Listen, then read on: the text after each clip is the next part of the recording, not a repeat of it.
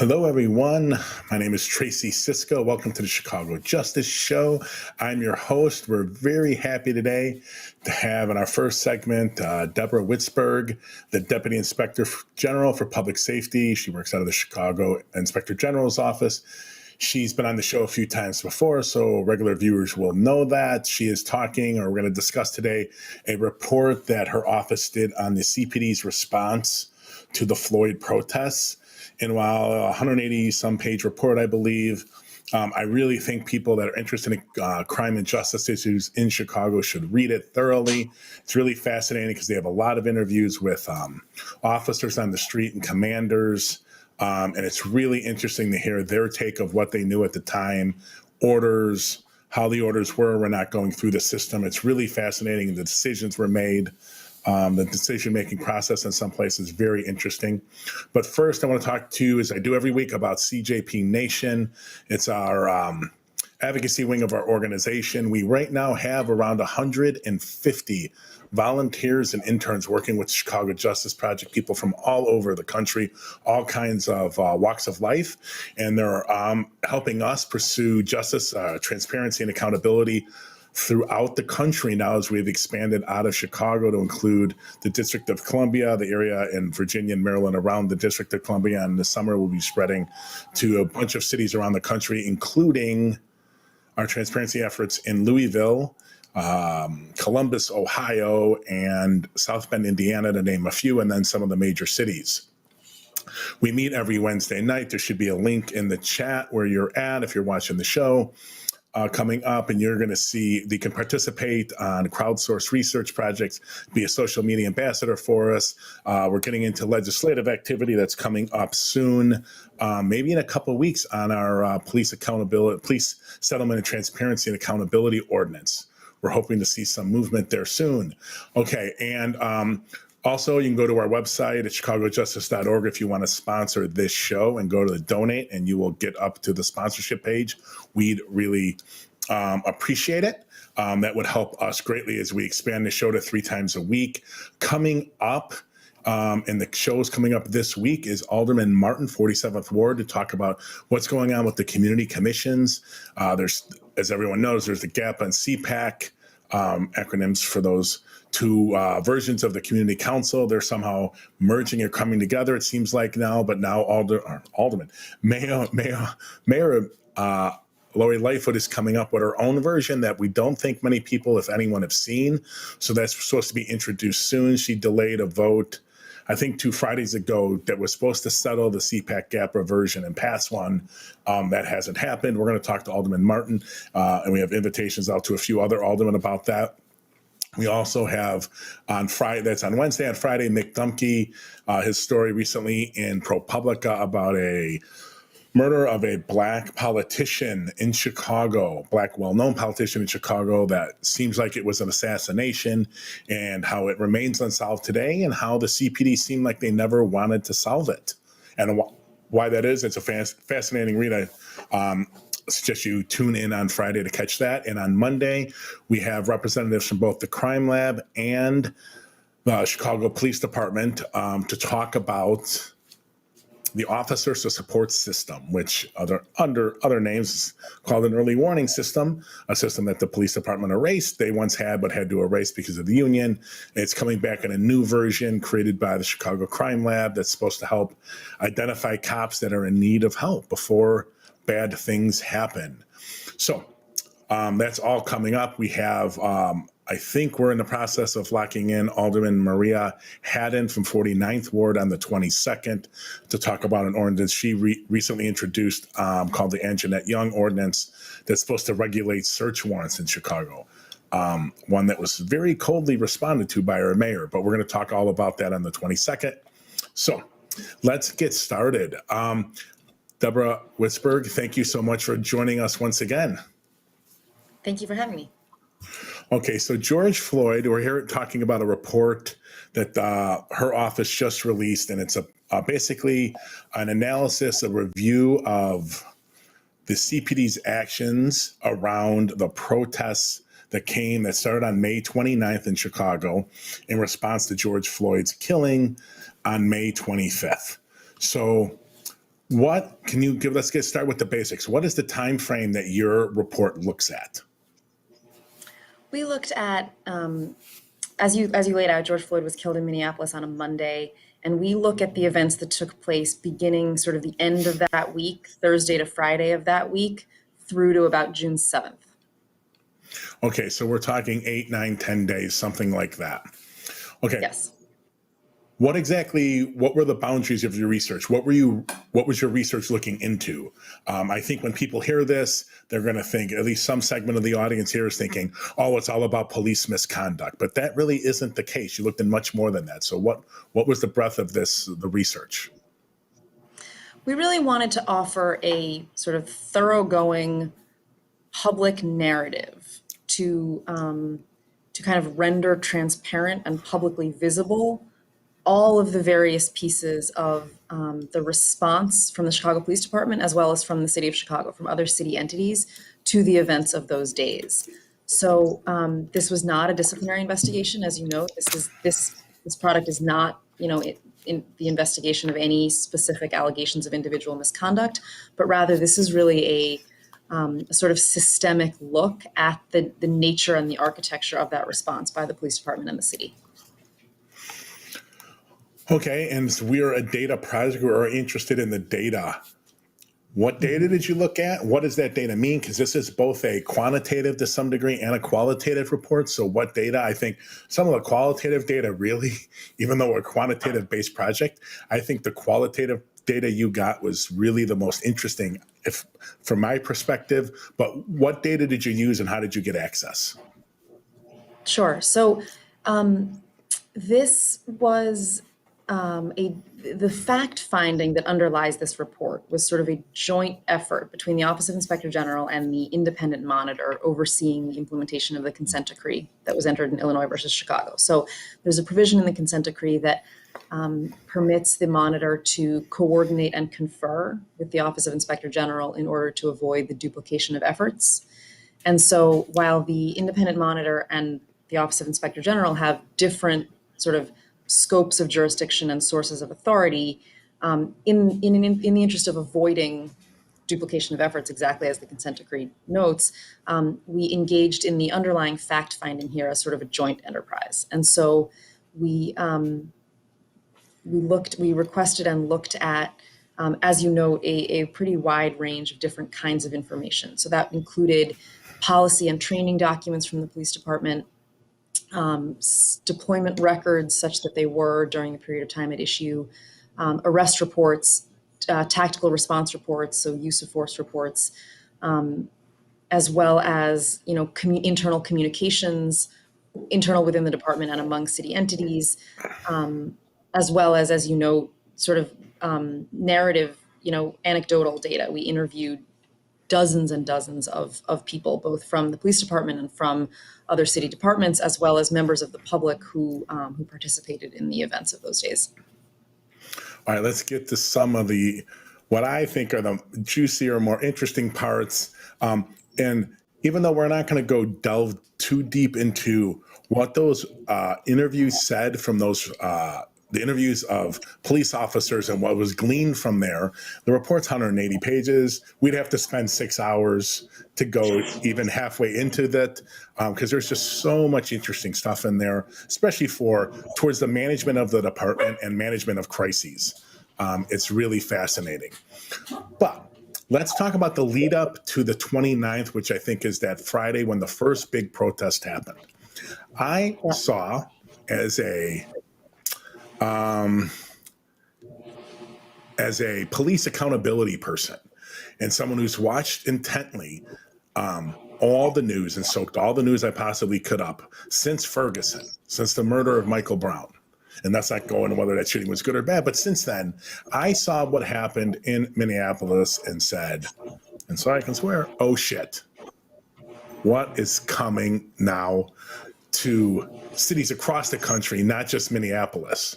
But for some reason, your research shows that despite the Illinois State Police and maybe other agencies worried about what was coming with these protests, the superintendent of the Chicago Police Department and the police department management seemed unmoved that there was going to be any large-scale protests and civil disorder in Chicago. Can you talk a little bit about that, please? Yes, I think there are a couple sort of bedrock landing places of this report, and at bottom, it really is that these events were marked by a failure of leadership, a failure of the senior leadership within the police department, and that has a couple of different dimensions. But certainly, one of them is a lack of preparedness and a lack of adequate planning. I think there's sort of a short-term piece and a long-term piece of that lack of preparedness and failure to plan. The longer-term piece is that you would want it to be true that a major city police department had sort of a contingency plan in place for large-scale civil unrest. You would want to imagine that there was sort of a manila folder in a drawer somewhere that said, like, here's what to do in the event of of large-scale public demonstrations and unrest. And I think there were real shortcomings there. The kind of shorter term dimension of that lack of preparedness is exactly in line with what you say, which is that in the days between George Floyd's death in Minneapolis and when events really started to unravel in Chicago, there was a fair amount of information out there, both about events that were happening in other cities across the United States and information to suggest that events were coming to Chicago. And I think given that information, the city and the department could and should have done better to be prepared. I think, the one other thing I would note about that is to say that not only was that information available kind of from the outside, there were people within the department who raised or who recall raising concerns very similar to the ones you articulate. One of the sort of frontline department members we talked to said, "Look, it seemed to me that my supervisor, that my command knew less than any person with social media and a smartphone would have known." Yeah, I don't see how you go through the disruption of the Laquan McDonald events and you go through prepping and preparing and handling, to whatever degree you want to say they handled NATO when it was here, and then read this report and you're like, it seems from the report they were massively unprepared at almost every level, communication wise, equipment wise, and it seems like they started pretty much behind the eight ball from the start, and they were never able to catch up. I'm sorry, go ahead. No, I think that's right. And I think the result of that, I think what we saw as a product of exactly that situation, were circumstances in which the leadership of the department critically failed members of the public and failed frontline police officers who were out in the street. And I think, the failures ran in both of those directions.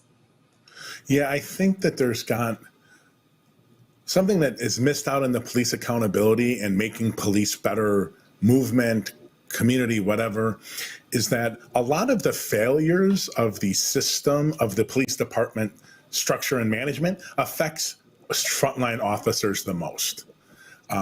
I have said this, and I don't think people want to hear it really, but the police accountability system let Jason Van Dyke down.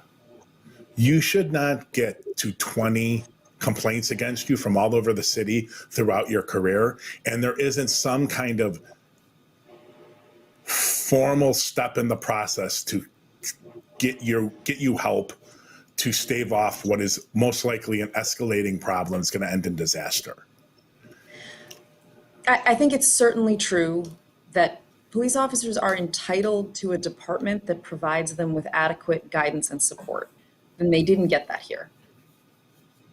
No, and when the protest, I'm on that Saturday, I had friends of mine, we're all in a group chat, a bunch of guy friends from the old neighborhood just outside of Chicago. And they were just starting to, one of them's a police officer, and he just started going off. He's like, he was injured at the time, I think. And he was just like, what did you want these frontline guys to do?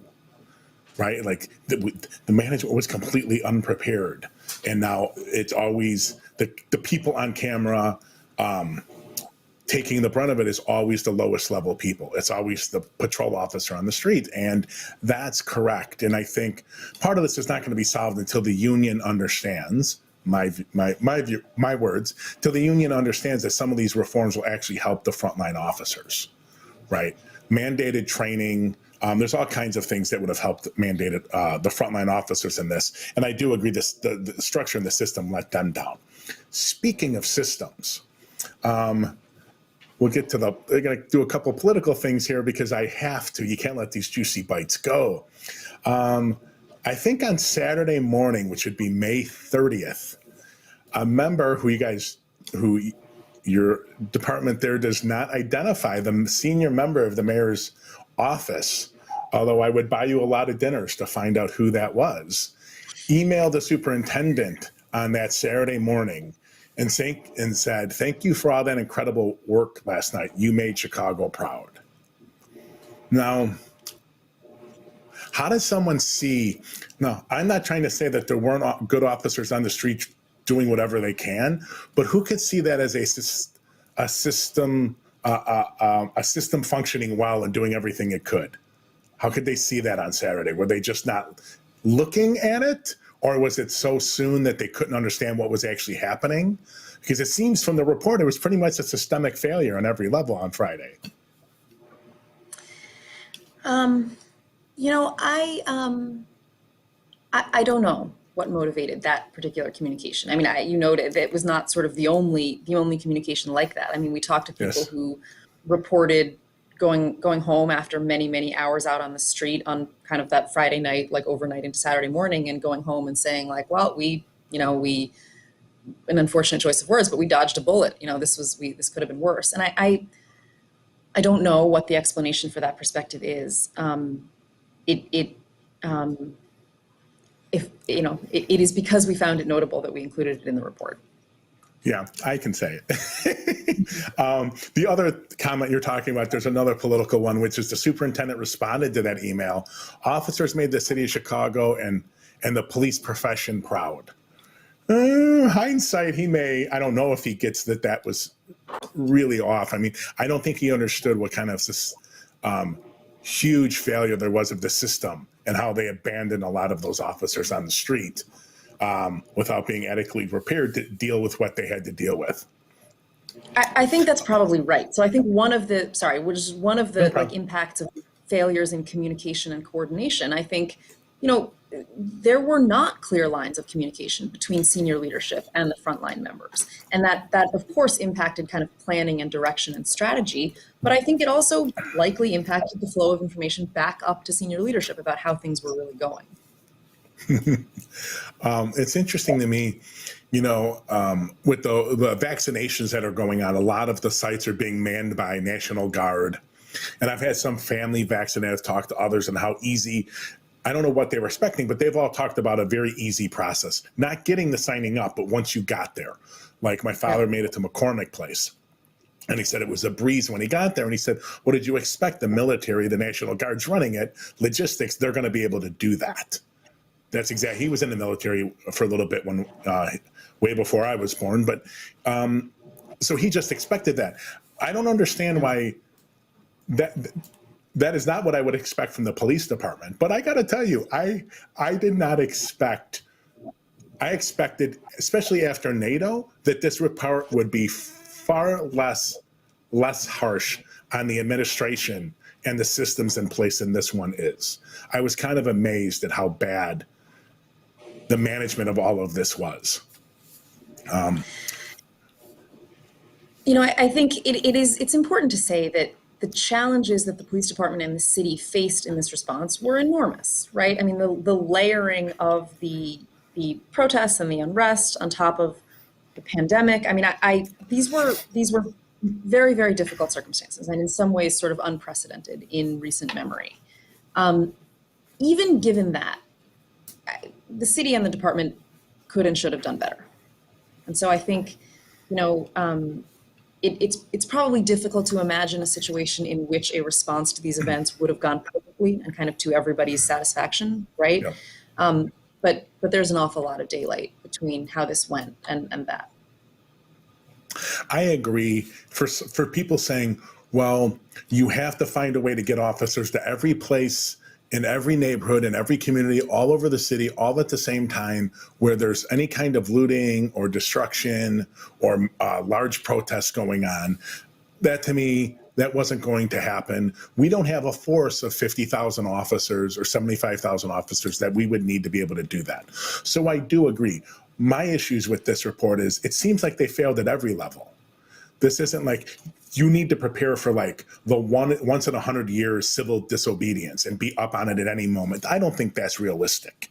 We can always strive to do better, but they weren't ready for civil disobedience that was only, only a few degrees worse than what was experienced at the Laquan McDonald shooting. So, go ahead. I think that's clearly yes. I think the sort of failures in senior leadership that we talked about landed in a number of different ways that had real impact on kind of the success of this response. And those are the areas that we kind of lay out in the report by way of specific findings of fact. And I don't know whether you want to sort of go through those, but I will just say, we will. Very quickly. Okay, so in addition to this broad-reaching lack of preparedness and lack of planning, there were gaps in training and in policy and in communication, and kind of provision for accountability metrics, which made this a broken response. Right, we're going to go. I wanted one last political thing before we go into the findings. Our mayor, who was brought in on a reform platform, manned the Police Accountability Task Force, was president of the Chicago Police Board, ran the Office of Professional Standards, or OPS, back in the day in the early 90s, I believe, sent an email. I find this objectionable as a police accountability person. Sends an email to OEMC people during the weekend, I believe. Where she asked them to make sure they preserve as much as possible from any of the cameras so that we can make sure it disproves claims against the CPD. My problem with that, and I'm fine, why not suggest that they keep all the video possible so that we have a full idea of what happened on these streets and we can deal with whatever comes. That's a mayor's position. Your position isn't just to defend the police. It is to defend the citizens no matter what happens. And whether that's Citizen Joe Cop, or Citizen Joe, a citizen who got beat up by a cop on the street, you're there to protect both of them.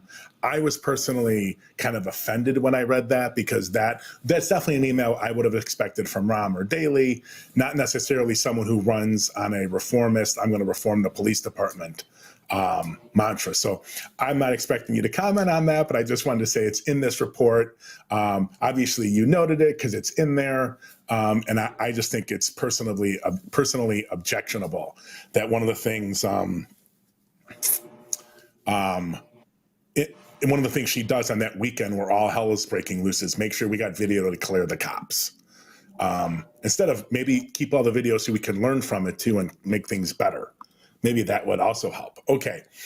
Where can people find this report? Let's get that out of the way. It's on the website for the Office of Inspector General. So that is www.igchicago.org. Wonderful. I suggest you all go there and read it. Let's get into some of the findings.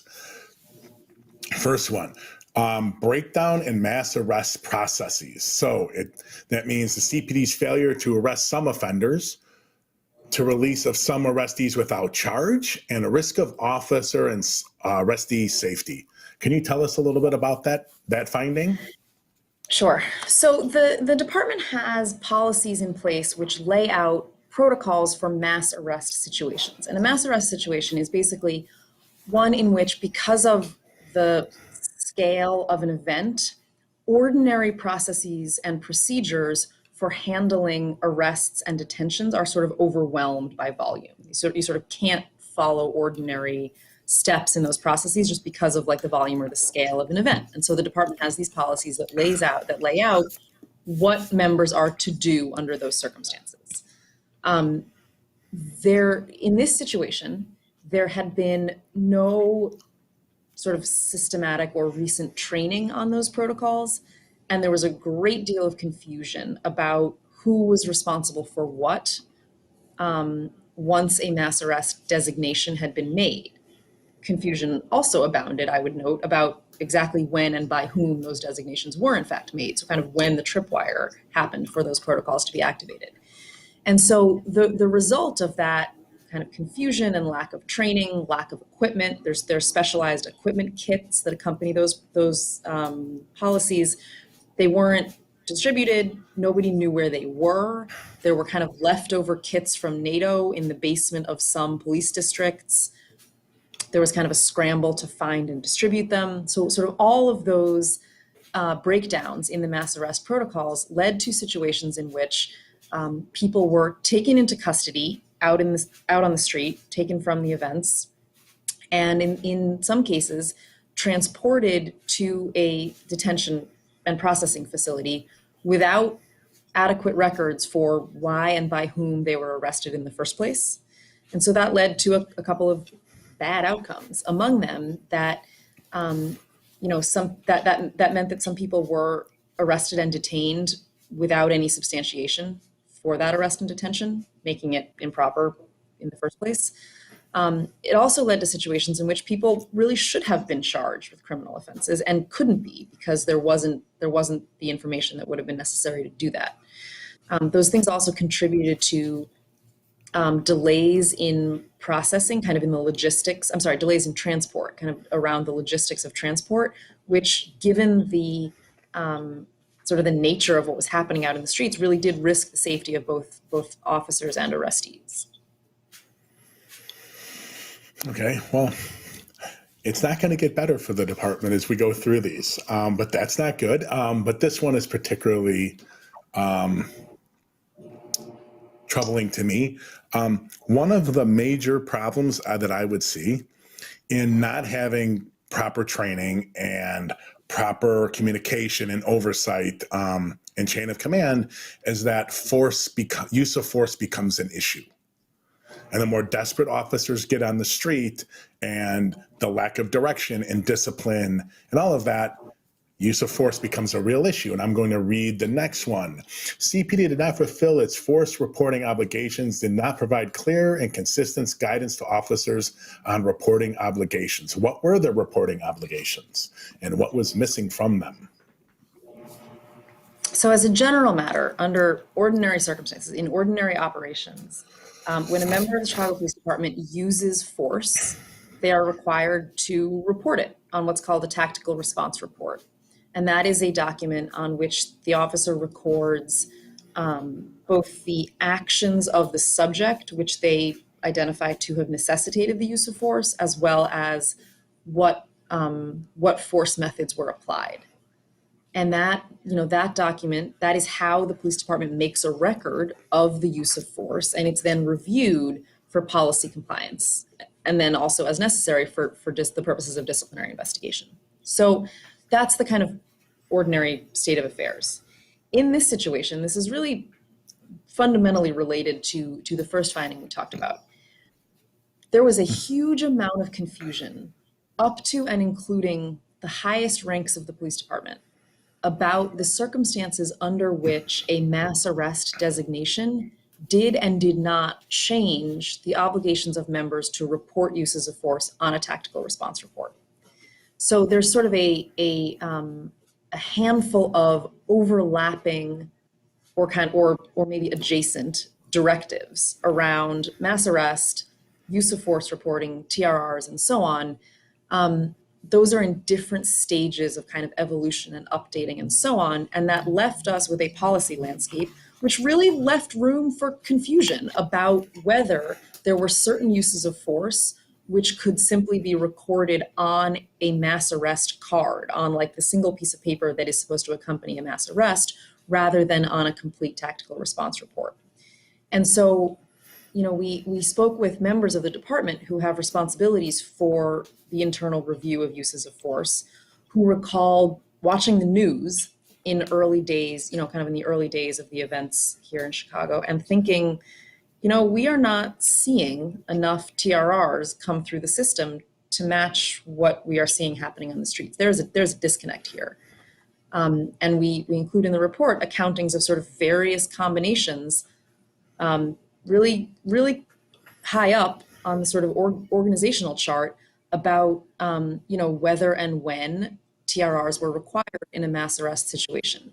And I think this is a really good example of a situation in which frontline members were not provided adequate guidance and support. If there was confusion kind of among the gold braids, there could have been nothing but confusion on the front line, right? And so there's sort of that set of consequences. Then also, what that leaves us with is a situation where it's impossible to know what we don't know, but what we can be certain of, I think, is that there will never be a kind of complete record of use of force by CPD during these events. Absolutely. And my question is the common input is like, what's going to happen? Who was responsible for that confusion, right?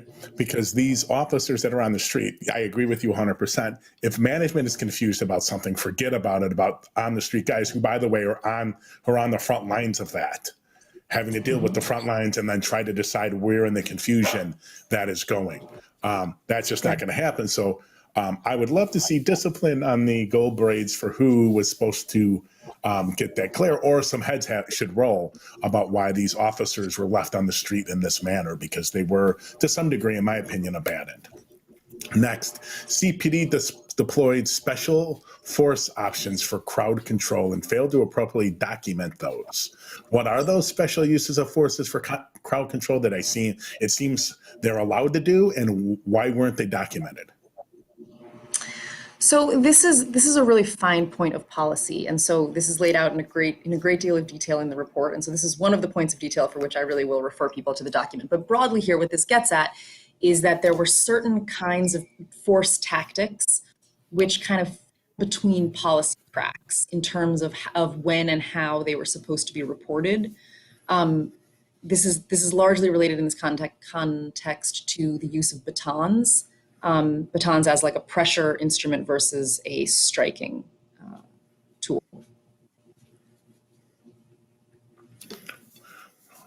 Okay.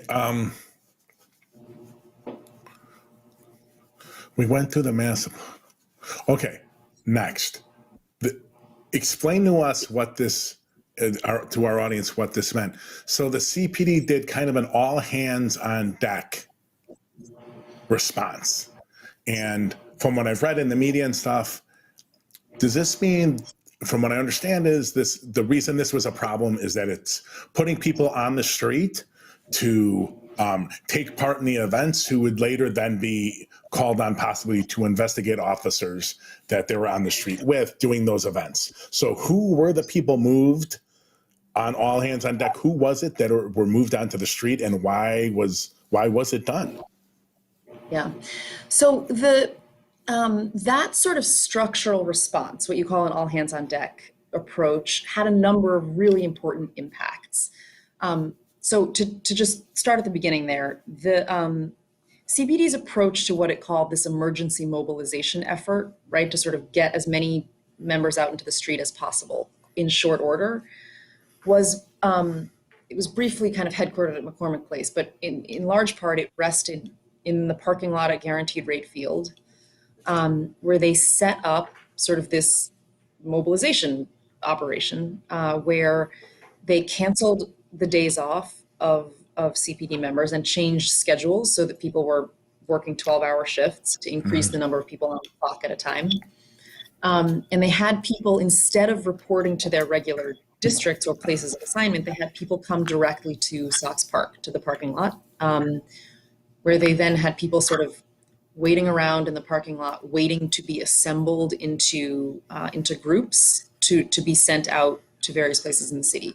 We heard one kind of frontline supervisor, say that this was like the dating game. It was basically an exercise in, go out and find a bunch of officers and have them sit together under a lamppost. And when we have a CTA bus ready, we'll put you all on the bus and we'll bus you out to a site in some other district, not your district of assignment, where there are signs of looting activity or whatever the case may be. So I say all of that to say there were a number of really important consequences of that approach to deployment. And among them are some really important accountability considerations. So I'm on my way to the one that you raised, but one other really important is that because of just the bare logistics of that, just the fact that people were assigned to go directly to what guaranteed rate field, wherever the White Sox are losing these days, rather than to directly then to their districts, meant that they deployed without body-worn cameras because the cameras weren't there. They weren't in the parking lot to be picked up by officers. And so, we have a situation where through no fault of the individual officers, we have thousands of CPD members out in the street without body-worn cameras, even though the department's own policies would have required the use of body-worn camera during these events. So that's sort of one impact. Another is exactly the one you raised, that in that kind of all hands on deck effort to get everybody possible from the department into this emergency mobilization effort and then deployed out into the streets, that swept up in that were some CPD members who are ordinarily assigned to the department's kind of internal accountability functions. And that includes the Force Review Division and the Bureau of Internal Affairs.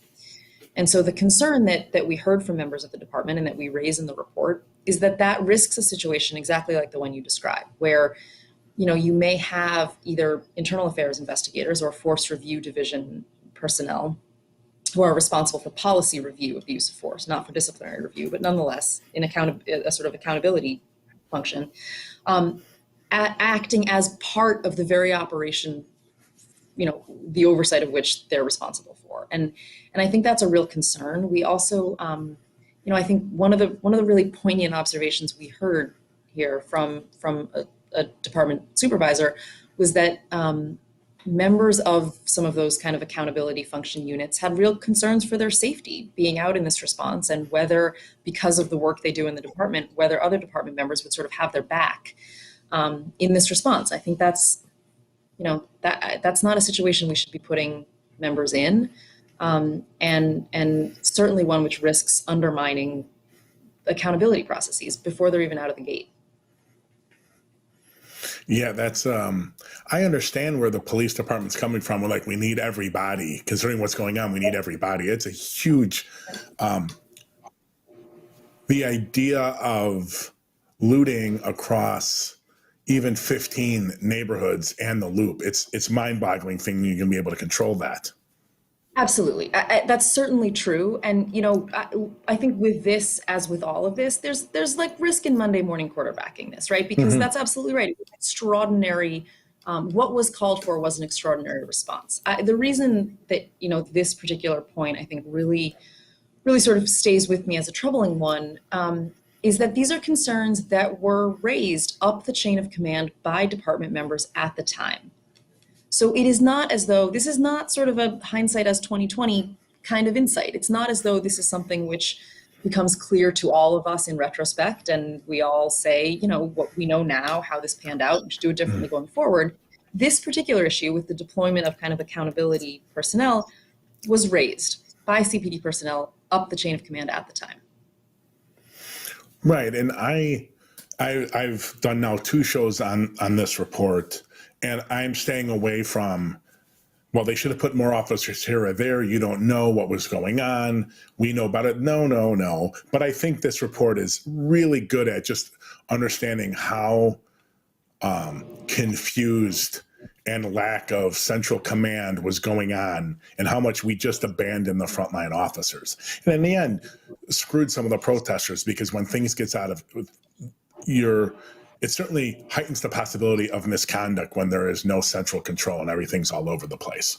Okay, you brought it up and we're going to talk about it. So body-worn cameras. So you brought up the issue around you're getting deployed and you're in the 16th district, which is up by Jefferson Park. You're getting deployed over by Sox Field to go God knows where in the city, anywhere they need you at this time. You're not stopping to get your body-worn camera.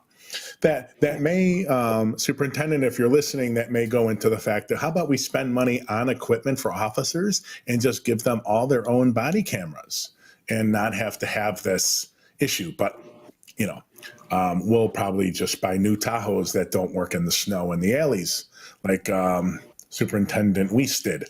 Okay, was there an issue with body-worn cameras with officers turning them off? who had them, but then turned them off to hide what was going on? You know, we didn't find that. We didn't. Okay. That's not to say that it didn't happen, right? There we had many thousands of people out in the street, and so I can't. I don't want to account for every possibility here. But what is clear to me is that, you know, among the costs of the sort of systemic failure here is the inability to identify and discern instances of individual conduct. Impossible to know, right? There's just sort of a sweeping absence of body-worn camera footage because of the way the response was set up. Now, is there more body-worn camera footage missing because some people turned their cameras off? I don't know. No instances of that we found specifically. There certainly may be. Okay, so my last question for you before I let you go is, this has been a problem in Chicago since I can remember. I'm almost 50, and every protest I hear this is a problem, covering their badges. Yeah. Right. How widespread was it? Do you have any idea how widespread it was? I know that COPA has at least 78 complaints of it happening. There's photos. I think we have one coming up of the officer who's got tape over his badge. John, we showed no show last week of another officer from a Chicago Reporter story. There we go, with no badge on. So do we have an idea how? I mean, that to me is purposeful, wanton misconduct by the individual officer. That isn't, you can't look up and say they didn't do something. That to me is, you have nowhere to run. So do we know how much that happened? Do we have any idea? No is the short answer. There were certainly, as you say, dozens of complaints of that. I think, you know, what I will say about that is that that kind of exposes another really important consequence of the sort of architecture of the response. So because of the way this emergency deployment worked, right, with people getting assembled into groups in the parking lot, loaded onto a CTA bus and sent off somewhere in the city, there were very inadequate deployment records kept to show who was working where and when. And so that puts us in a situation where if there's a complaint of misconduct by an individual officer, whether the complaint itself is the obscure identifiers or it's something else, we may find ourselves in a situation where we have no body-worn camera footage because people were deployed without their cameras, and we have no records of who was working where and when. And so to even identify accused officers is really, really challenging. And, you know, so the complaints of obscured identifiers are sort of a perfect storm of an accountability challenge. You know, we're not going to, it probably isn't feasible to do a 13,000 person photo array with every misconduct complaint. There isn't. No, there's no way. Now, I wonder if the CPD ever uses facial recognition. When some of these pictures, they might be able to determine who those officers were. And this brings up another problem. My feeling would be, first of all, you investigate and strip those officers that did it because it's just wanton misconduct that you're doing on purpose. Maybe fire them. These are my words. But I would say it would be ideal to not only get them, but to go over the supervisors who saw it and did nothing. I know last week we showed a clip from Twitter, from Jonathan Bellew's Twitter, when they sprayed him and when they pepper sprayed him for no reason. And he went up to another officer and says, "Hey, what's going on?" He goes, "It wasn't me. There's nothing I can do." And it's like, well, that's why things don't change, right? The sergeant or lieutenant, whoever ordered the spraying and gave the okay, you can see it on video, didn't stop him, didn't do anything once he did it. So yeah, there's just no way for you to find most of those officers, and that's why it's done, right? It's effective. It's hard to control. You know, I will say one of the things which I find heartening in the facts that we report on here is that I think BIA and COPA worked together, you know, really with really a great deal of determination to try to identify the people they could and to proceed on misconduct complaints. And so, you know, many of those have yet to kind of work themselves out. But I will say, I think I think there were real efforts to, where possible, overcome some of those challenges. Although you're absolutely right, those are enormous challenges. Yeah, the whole thing's an enormous challenge. Let's be honest. I mean, it was a powder keg, right? The quarantine, the pandemic, the quarantining people of inside, the massive economic instability, housing instability, health instability that was going on around the country, especially in inner cities. Had we had a national security council that was doing their job, they would have told the president to intervene much quicker, because the slightest thing, in my opinion, was going to be a spark for something like this when that happened. And it wasn't the slightest thing. It was a obvious murder, pretty much on videotape. So I wasn't surprised. I'm surprised by the scale, but I wasn't surprised there was unrest given everything that happened. And to some degree here, I feel sorry for some of the frontline officers when you read your report and it's just like, wow, you were just getting pretty much thrown to the dogs. And God forbid there's any misconduct, you'll probably be the only people held accountable, because it hardly ever goes up the way it should be. All right. Deborah, thank you so much for taking the time. We really appreciate it. Great report. And maybe we'll have you on soon again if you drop another one. Looking forward to it. Thank you for having me. I appreciate your time. Thank you. Thank you again to Deborah Witzburg. We really appreciate it. We got one more quick segment we're going to do. And it kind of folds into an upcoming show with Maria Haddon from the 49th Ward. If I read my Slack and I read my email right, that we have her for the 22nd. I think that's the day we have her we're starting to confirm that. But we're going to talk about an article from the Southside Weekly, which dropped about cops got overtime. For the Anjanette Young raid. This practice is as old as can be in Chicago. For those who don't remember, Anjanette Young was a social worker, if I'm not mistaken, who was alone in her apartment. She lived alone. She was in the middle of changing when the police, I think a tactical unit, raided her apartment looking for a felon with a gun. Caught her in changing. She was actually naked. She, as they searched the apartment, they sort of tried to almost kind of cover her, but didn't really cover her. And she was alone with strange males who she didn't know, naked for 20 minutes in her apartment. The Bodycam video got released showing this. There's been a lot of talk by a lot of loud aldermen about reforms. They held a hearing for it. We covered it live a while back. It was a lot of bluster and no action. Well, what ends up happening is Southside Weekly does some research, and hats off to them, and they found out that many, if not all, of the officers involved in that raid were getting overtime for the raid and while they were sitting there and dealing with the paperwork and stuff after the raid. Now, this was a tip they got about a felon with a gun. It was not, as far as I understand the reporting, someone that was immediately going to use it. There wasn't someone like, hey, in a couple hours, he's going to go shoot John. You better go get him, right? This was a tip they got. They did no surveillance. They didn't do any research to find out if the guy was already in the system, which ends up, I think he was in Cook County Jail at the time. They didn't do any of that research, but they did this raid basically after they're off their shifts or just at the end of their regular shift, so they can rack up overtime. So while they're busting down the wrong apartment because their informant told them the wrong apartment and violating Anjanette Young's civil rights and just horrific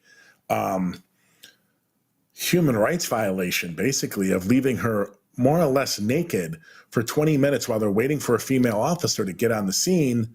They couldn't have searched her apartment in 2 or 3 minutes and then put her down in a chair and threw some covers on her. I mean, come on, there's a million ways they could have done that to resolve it. But let's not get into that right now. The big thing is they did that either at the end of their shift or just as their shift was ending or just after it ended, so they could all rack up overtime while the raid was going on, and then they fill out all the paperwork about what they found. And they would get, time and a half or double time, whatever it is, they would rack up overtime. It's a practice as old as can be in Chicago. That is pure corruption. There was nothing that I have seen that showed that it had to be it was imminent. The violence was imminent, had to be done immediately, right? They did it at a time where they could rack up overtime and at the same time probably get a gun and get the big gold star next to their name for the report that they got a gun on the raid. So basically, we paid these cops some a few hours, some I think 6, 7, 8 hours overtime so they could bust down the door and commit a human rights violation to this woman, Anjanette Young. It's just disgusting. The whole thing's disgusting. Had they taken that time and done the overtime to actually surveil and to find out who actually lived in the apartment, they might have never had to deal with violating Anjanette's rights. But they didn't do that. They didn't have time to do the research. They didn't have time to do the surveillance. They didn't have time to run him in the system to see if he was incarcerated or been picked up somewhere. But they did have time to do this and to rack up incredible amounts of overtime. It's ridiculous. But this is just another way cops are using and exploiting Black bodies and exploiting the criminal justice system to their personal financial interests. Now, does that mean every officer was that way? No, but obviously some were, because it was done at a certain time on purpose. Whoever made that decision should have to explain to COPA or Internal Affairs, and certainly to the superintendent and the public, about why that raid was conducted at the time it was. And if it was strictly to rack up overtime, people should have to go, period. That is a ridiculous exploitation. And you've heard superintendent after superintendent after superintendent talk about how they're going to get rid of it and we're reducing overtime. This is not overtime that we want to pay 5, 6, 7, 8 officers hours and hours of overtime for. This wasn't an incident for that. If this person was like, hey, John Smith is going to go out and commit an assassination or a shooting or a revenge shooting, whatever it may be, then I'm fine. Then, imminent circumstances call for the fact that we have to take action. But this isn't it. And then to find out after everything that's happened that these cops actually got overtime pay for what they did. In fact, it's probably going to cost the city hundreds of thousands of dollars, if not $1 million or $2 million in a civil suit. And on top of that, we paid all these cops for overtime. It's disgusting. Okay. Everyone, thank you so much for tuning in. I really appreciate it. Once again, Wednesday, we have Alderman 47th Ward, Alderman Matt Martin. On Friday, we have Mick Dumpke from ProPublica talking about his great story about basically an assassination of a Black politician that the CPD had no interest in solving back in the 60s. And then we have on Monday, we have the Chicago Crime Lab with representatives from the city talking about the officer support system. And right now, I think on that next Monday, which will be the 22nd of March, we have Alderman, 49th Ward Alderman Maria Haddon on talking about her new ordinance, which I am really intrigued by, called the Anjanette Young Ordinance, to regulate search warrants, and something I think the city council should have been doing for decades. They're finally starting the doing. Our mayor obviously has been very cold on it. She threw the coldest of water on it as she introduced new CPD policy that the CPD will never spend any time following or acknowledging. Okay, thank you so much. We'll hope to see you Wednesday at 5:30 Central with Alderman Matt Martin. Have a great